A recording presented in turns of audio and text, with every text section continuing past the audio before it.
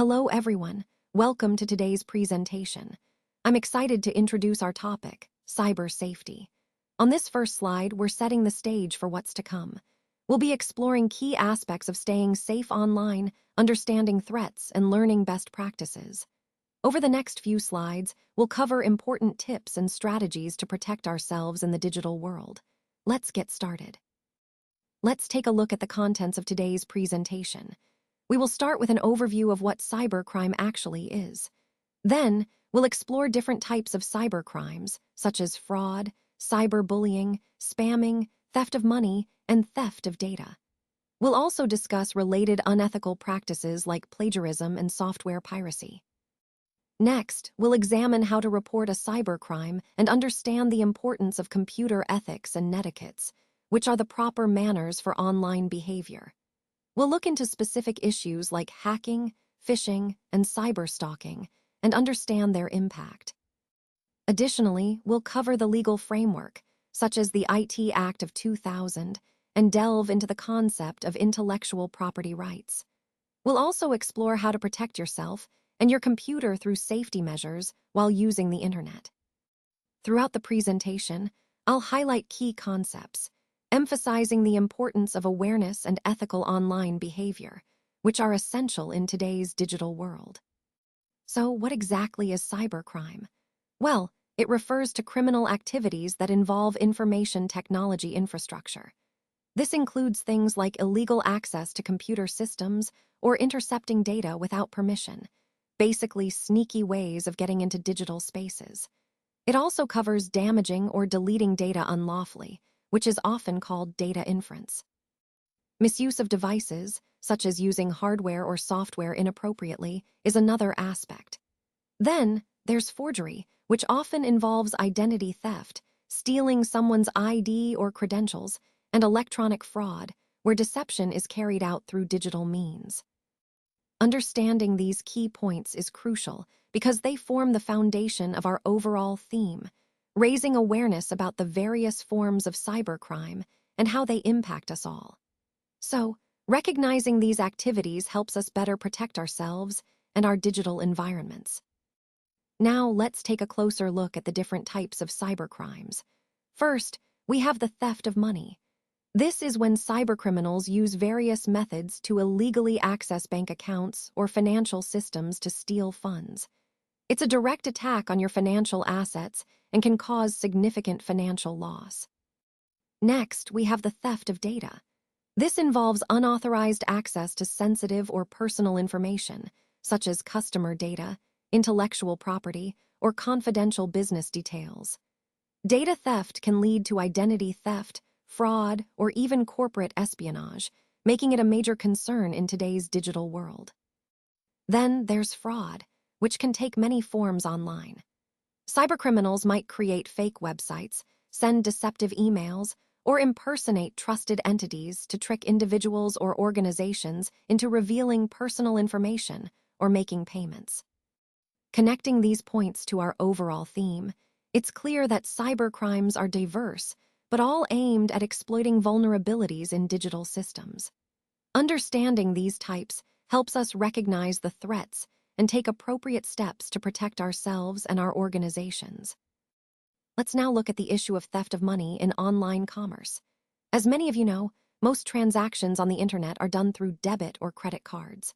This makes these payment methods a prime target for cybercriminals.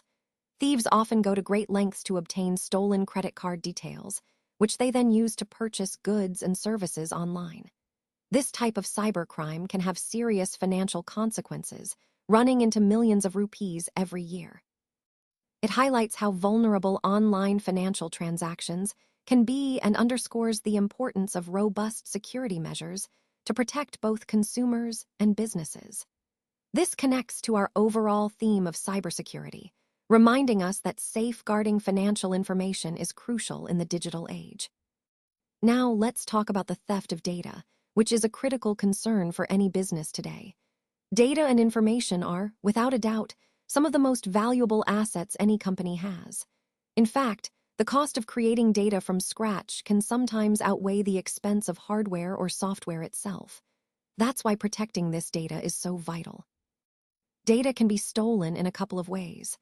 One common method is through physical theft, where someone might steal hardware like servers or laptops that contain sensitive information. The other, more insidious approach is through unauthorized access to systems, hacking or breaches that allow thieves to get in without physically taking anything.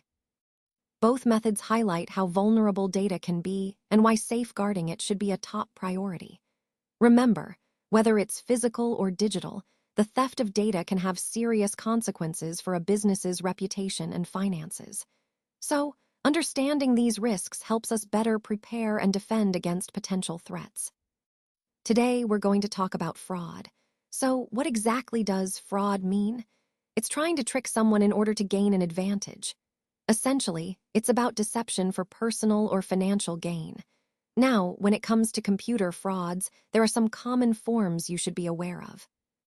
One of the most frequent is posing as someone from an official organization, like a bank or the electricity board. The goal here is to get their account details by pretending to be a trusted authority. Another common tactic is sending emails that are designed to trick you into revealing personal or account information. These emails often look legitimate, but are actually scams meant to steal your data. And then there's identity theft, where someone steals another person's identity to access their money or commit other criminal activities. It's a serious threat that can have long-lasting consequences. Connecting this to our overall theme, understanding these types of fraud helps us stay alert and protect ourselves in the digital world. Being aware of these common schemes is the first step in preventing ourselves from falling victim to fraud. When you become a victim of any cybercrime, the very first step you should take is to report it to the appropriate law enforcement agency, such as the cybercrime branch or your local police station. It's important to understand that cybercrimes are taken seriously and are investigated by these agencies once an FIR, or First Information Report, is registered. This formal report helps initiate the investigation process. After filing the FIR, law enforcement agencies often reach out to specialized organizations like the Indian Computer Emergency Response Team, or CERT. CERT plays a crucial role in providing technical assistance. They help gather detailed information related to the cybercrime, such as analyzing emails, SMS messages, or social media activities on platforms like Facebook. This collaboration between law enforcement and CERT is essential for a thorough investigation. It underscores the importance of reporting cybercrimes promptly, as it enables authorities to act quickly and effectively. Remember, by reporting, you not only seek justice for yourself, but also help prevent others from falling victim to similar crimes. So, always report cybercrimes without delay and cooperate with the authorities for a safer digital environment. Now, let's take a closer look at some of the unethical practices that unfortunately occur on the internet. First, we have plagiarism, which involves using someone else's work or ideas without giving proper credit. It's a serious breach of integrity. Moving on, cyberbullying is another major issue, where individuals are harassed or targeted online, often causing real emotional harm. Cyberstalking takes this a step further, with persistent and invasive monitoring or harassment of someone online. Hacking is also a significant concern. It involves gaining unauthorized access to systems or data, often for malicious purposes. Phishing, on the other hand, is a tactic used by cybercriminals to trick people into revealing sensitive information, like passwords or credit card numbers, usually through fake emails or websites. Lastly, spamming refers to sending unwanted or repetitive messages, which can clutter inboxes and sometimes carry malicious links. All of these practices highlight the darker side of the digital world. They remind us why ethical behavior online is so crucial, not just for protecting ourselves, but also for maintaining a safe and respectful digital community. Let's talk about plagiarism. Essentially, it involves taking someone else's ideas or thoughts from the internet and presenting them as your own, without asking for permission from the original creator. It's a serious issue because it undermines intellectual honesty and respect for creators' work. To prevent plagiarism, Always make it a habit to acknowledge where you got your ideas, texts, or information from. If you're using content from a website, be sure to mention the website as your source. This not only gives credit, but also adds credibility to your work. Another important step is to seek written permission from the author if you plan to use their content directly. This is especially important for substantial parts of their work or when the content is protected by copyright.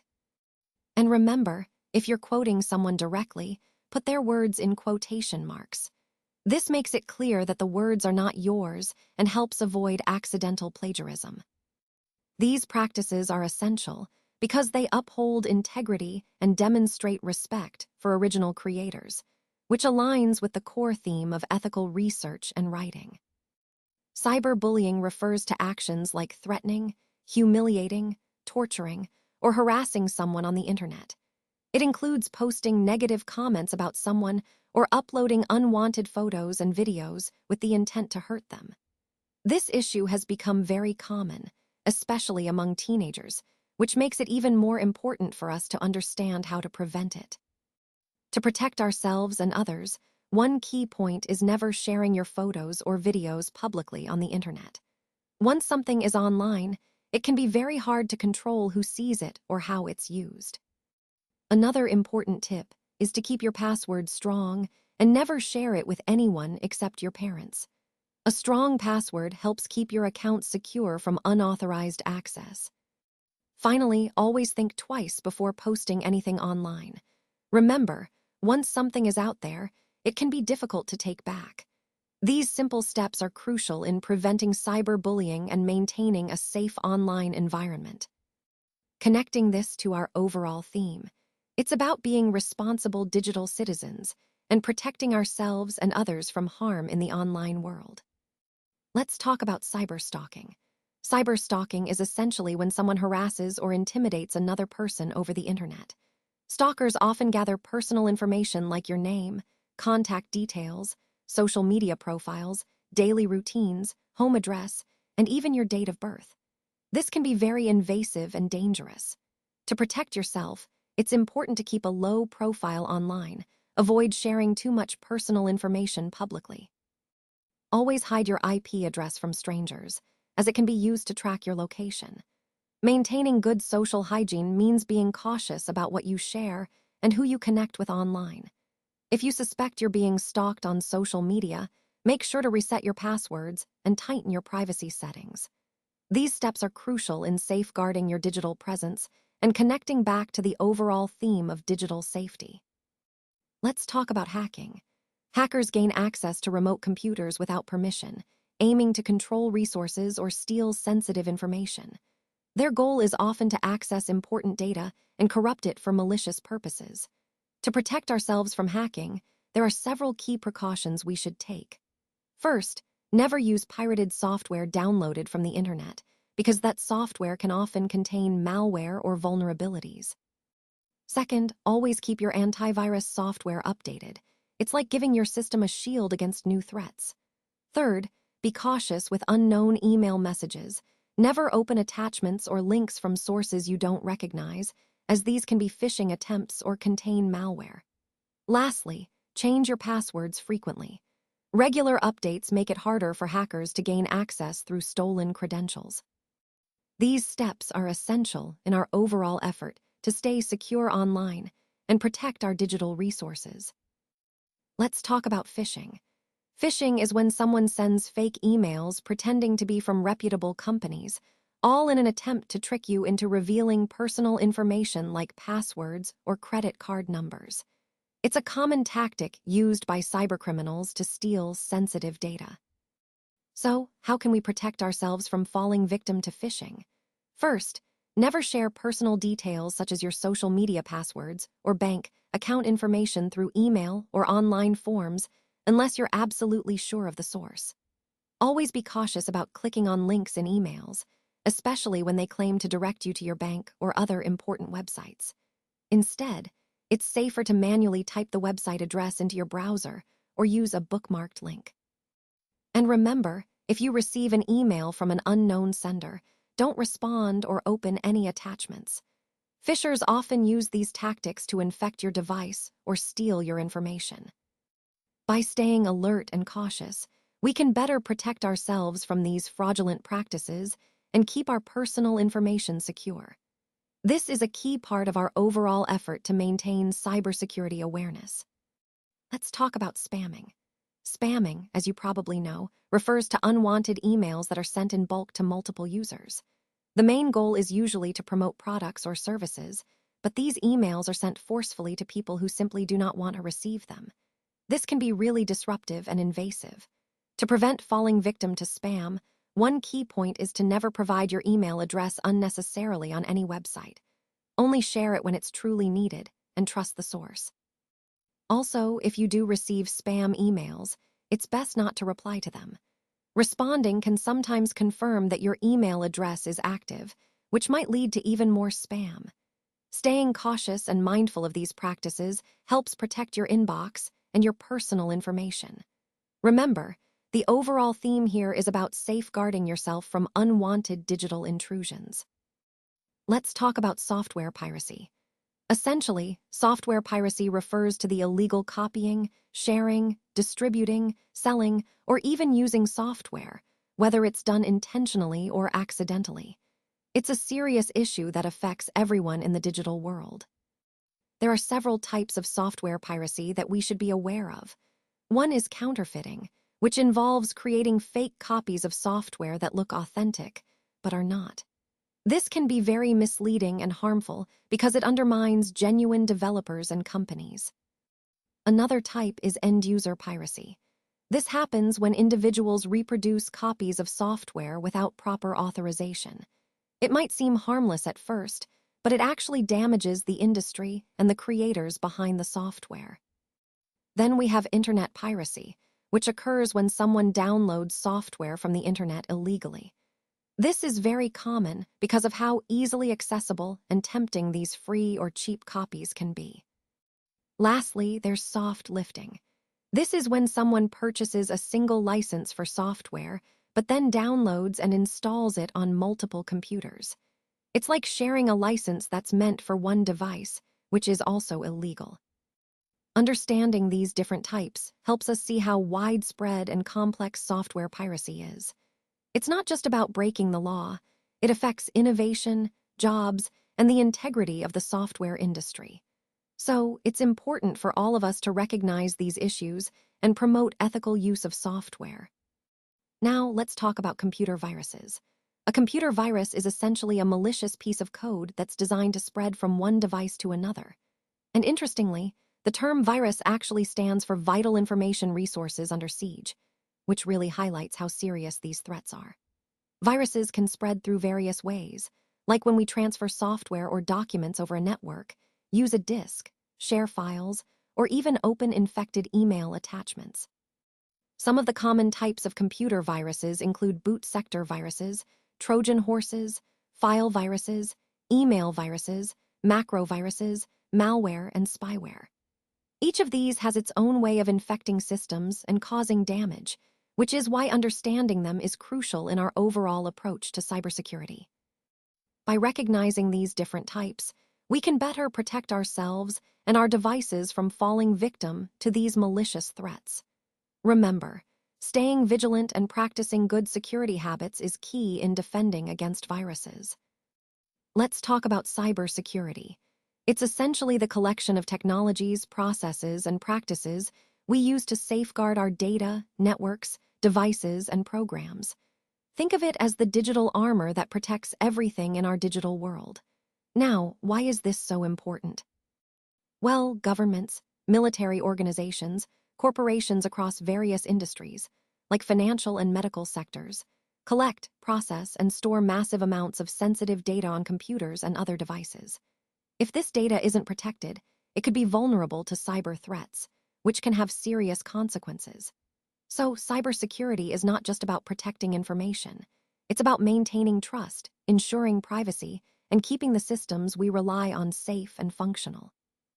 This ties directly into our overall theme of digital resilience and security in an increasingly connected world. Let's talk about some important computer ethics to keep in mind while using the internet. First, it's crucial to respect others' privacy. Never attempt to access someone's personal information without their permission, as this can violate their trust and privacy. Second, avoid posting negative or harmful information online, because it can cause real harm to individuals or groups. Remember, what you post can have lasting effects. Third, never use technology to spy on or monitor other people's systems. Respecting privacy extends to digital boundaries as well. Fourth, always honor copyright laws by not using protected information without proper authorization. This helps support creators and their rights. Fifth, use original software whenever possible. This promotes authenticity and reduces security risks. Lastly, when communicating with others online, always show respect. Be courteous and considerate, as your words can impact others just like in face-to-face interactions. These principles tie back to the overall idea of responsible and ethical internet use, ensuring we create a safer and more respectful digital environment for everyone. Now, let's talk about the right to privacy. Privacy is a fundamental individual right that allows us to keep our personal information secret from others. It's about controlling what we share and with whom. Remember, accessing someone's personal data without their permission is not only unethical but also illegal, so respecting privacy is crucial. To protect your privacy, be cautious about sharing your account details like login IDs and passwords. Never give them out to anyone, because that could lead to unauthorized access. Also, be aware that cookies stored on your system from different websites can sometimes lead to information leakage. These small data files can track your online activity, so it's good to manage or clear them regularly. Finally, avoid keeping confidential or sensitive information stored on your device if you don't really need it. Keeping unnecessary private data can pose risks if your device is compromised. Overall, respecting privacy and taking these protective steps help us maintain security and trust in our digital interactions, which ties back to the broader theme of safeguarding personal information in the digital age. Let's take a closer look at the IT Act of 2000.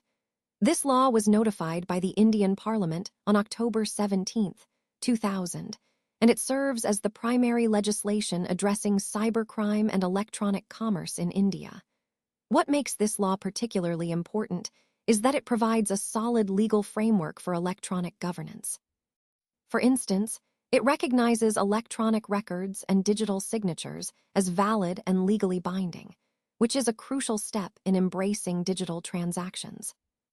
The Act also clearly defines what constitutes cybercrimes and establishes penalties for those offenses, helping to deter malicious activities online. Another key point is that it directed the creation of a controller of certifying authorities. This is the body responsible for regulating digital signatures, ensuring their authenticity and security. Additionally, the law set up a cyber appellate tribunal, which is essentially a specialized court to resolve disputes arising from cyber laws. All these provisions are foundational to building a secure and trustworthy digital environment, aligning perfectly with our overall theme of understanding how legal frameworks support digital innovation and security. Let's talk about intellectual property rights, or IPRs. These are legal rights that give creators and inventors control over their work, whether it's in the fields of science, industry, literature, or art. They help protect original ideas and innovations from being copied or used without permission. The main types of IPRs include patents, copyrights, trademarks, and trade secrets. Each of these serves a specific purpose to safeguard different kinds of creations. For example, patents protect new inventions, giving the inventor exclusive rights for a period of time. Copyrights cover creative works like books, music, and art, ensuring creators maintain control over their work's use. Trademarks are symbols, logos, or brand names that distinguish products or services in the marketplace. And trade secrets refer to confidential business information that gives a company a competitive edge. The acts that relate to IPRs include key legal frameworks like the Copyright Act, which governs how creative works are protected, and laws around industrial property rights, which cover patents, trademarks, and trade secrets. Understanding these helps us appreciate how innovation is encouraged and protected in the modern economy. Connecting this to our overall theme, IPRs are fundamental because they foster creativity and innovation by ensuring that creators can reap the benefits of their work. This legal protection incentivizes ongoing innovation and helps sustain a vibrant, competitive marketplace. Let's talk about some important general netiquettes that help us navigate the online world responsibly. First, obeying copyright laws is crucial. When you're copying text or pictures, always make sure you're not stealing someone else's work. Respect the original creators by giving proper credit or seeking permission. Next, respect others. Online, it's easy to forget there's a real person behind the screen. Avoid posting abusive or hurtful words about anyone. Treat others the way you want to be treated, even in digital spaces. Being aware of cyberbullying is also key. If you find yourself targeted, the best thing to do is not to respond. Instead, keep records, screenshots, dates, times, so you have proof if needed. And don't hesitate to talk to a trusted adult, like your parents, about what you're experiencing. Finally, it's important to be tolerant and careful. The internet connects us to diverse perspectives, so try to understand different points of view instead of jumping to conclusions. Being open-minded helps create a more respectful and positive online environment for everyone. Remember, following these simple netiquettes isn't just about rules. It's about making the internet a safer and more welcoming place for all of us. Now, let's talk about social networking netiquettes. Social networking simply means using internet-based social media sites to stay connected with friends, family, colleagues, customers, or clients. It's a great way to keep in touch, but it's important to follow some basic rules to stay safe and respectful online. First, when creating your screen name, remember not to include any personal information like your full name, address, or phone number. This helps protect your privacy. Next, be cautious about sharing personal information. Never give out private details to anyone online without talking to your parents first. It's always better to be safe. Your passwords are your private keys to your accounts. Never share your passwords with anyone except your parents. Keeping them secret helps prevent unauthorized access. And when it comes to online friends, always get your parents' permission before agreeing to meet someone in person. Meeting someone without supervision can be risky, so it's best to be cautious. These netiquettes are all about protecting yourself while enjoying the benefits of social networking. Remember, staying safe online is just as important as having fun. Let's talk about some basic email netiquettes that are really important for effective communication. First, never shout in your emails. That means avoiding writing in all capital letters, no matter how urgent or important you think your message is. It can come across as aggressive or like you're yelling, which isn't the tone you want to set. Next, pay close attention to your spellings, grammar, and punctuation. Clear, correct language shows professionalism and helps your message be understood easily. Sloppy writing can cause confusion and may undermine your credibility. Another key point is to think before you speak.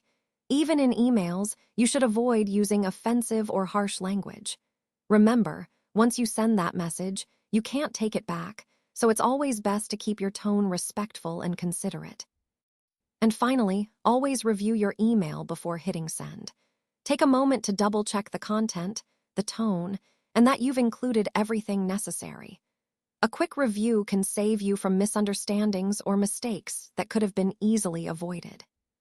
Connecting all these points to our overall theme, practicing good email netiquette ensures your communication is respectful, clear, and professional, something that's essential in maintaining positive relationships and a good reputation in any environment.